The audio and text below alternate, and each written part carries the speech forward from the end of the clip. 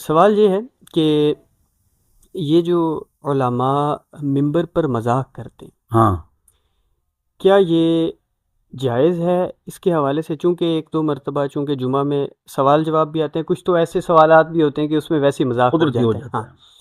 تو کچھ چیزیں ایسی ہیں کہ علماء خود بھی، جیسے مفتی طارق مسعود نہیں، صاحب، نام کسی بزرگ کا نہ لو، یہ سارے ہمارے بزرگ. مطلب جی بالکل، ہاں ہمارے میں بزرگ ہیں. کسی ہمارے سارے بزرگ ہی ہیں، لیکن بات یہ کہ لوگ نا اب کئی سارے وہ پوائنٹ آؤٹ کرتے ہیں کہ اتنا بڑا عالم ہے اور ممبر پہ بیٹھ کے مذاق کر رہے ہیں.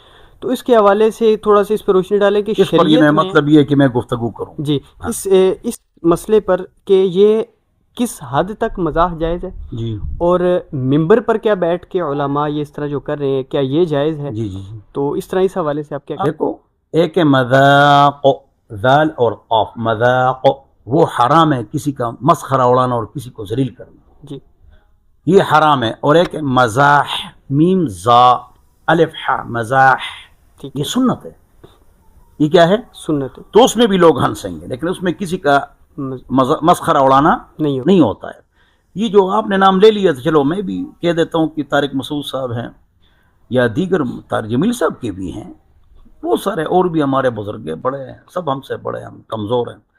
تو ان کے اصل میں ان کے بیانات، ایک عالم کے بیانات میڈیا پر 1000 ہیں، تو اس میں جو اس طرح مزاح کی بات ہوگی تو وہ 2-3 ہوں گی، لیکن ایک عالم کے بیانات میڈیا پر 2 لاکھ ہیں.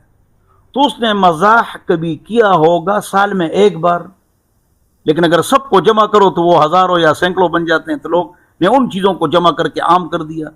تو مولانا طارق مسعود صاحب یا میں یا کوئی اور، ان کا تو یہ کہ بس وہ لطیفے ہی سناتے ہیں، وہ درمیان میں کوئی بات آ جاتی ہے تو 3 گھنٹے کو نہیں دیکھتے ہیں اور ایک بات کو دیکھتے ہیں، تو اس کو سب جمع کر لیتے ہیں اور اس کو شہرت دیتے ہیں. تو پھر وہ کہتے ہیں یار یہ تو کیا کر رہا ہے، کہ کوئی وہ گالی نہیں دیتے ہیں. عالم اگر گالی نہ دے یا وہ بات بالکل ٹھیک ہو تو پھر کیا پریشانی ہے؟ میرے خیال میں یہ کوئی، یہ مزاح اگر ہے تو جائز ہے، مذاق اگر ہے تو وہ حرام ہے. اور لوگ اگر اس کو غلط پیش کریں، غلط لطیفے اس کے ساتھ لگا لیں، اور وہ تو لوگوں کی غلطی، اس عالم کی غلطی نہیں ہے. تو میرے خیال میں اتنا وہ نہیں کرنا چاہیے، اس طرح سختی نہیں کرنی چاہیے. اور حضور اکرم صلی اللہ علیہ وسلم کی مجلس لگی ہوئی ہے، ایک خاتون آئی، میں جنت میں جاؤں گی، حضور نے فرمایا نہیں. وہ پریشان ہو گئی، روئی غالباً. پھر اس کو بلایا اور فرمایا حضور نے انا انشأناہن انشاء فجعلناہن ابکارا، آپ بوڑھی ہیں تو آپ جنت میں نہیں جائیں گے، آپ کو جوان ہو کر جوان کرا کے آپ کو جنت میں داخل کیا جائے. وہ خوش ہو گئی. تو اس طرح میں حضور کے اور صحابہ کے اس طرح بہت سارے سنا سکتا ہوں، لیکن وہی والی بات پھر آ گئی. حضور اکرم صلی اللہ علیہ وسلم کے مزاح، اس پر اتنی موٹی کتاب ہے، تو اگر وہ کوئی لے لے اور وہ کہہ دے کہ حضور ہمیشہ مزاح کرتے تھے، نہیں بھائی، یہ تو کئی 2 سال میں کوئی بات کر لی اور لوگوں نے اسے پوری کتاب جو حضور کے مزاح، اس پر بھی کتاب موجود ہے. تو حتی الامکان کہا لگانا نہیں چاہیے، اور حتی الامکان کم سے کم مزاح کرنا چاہیے.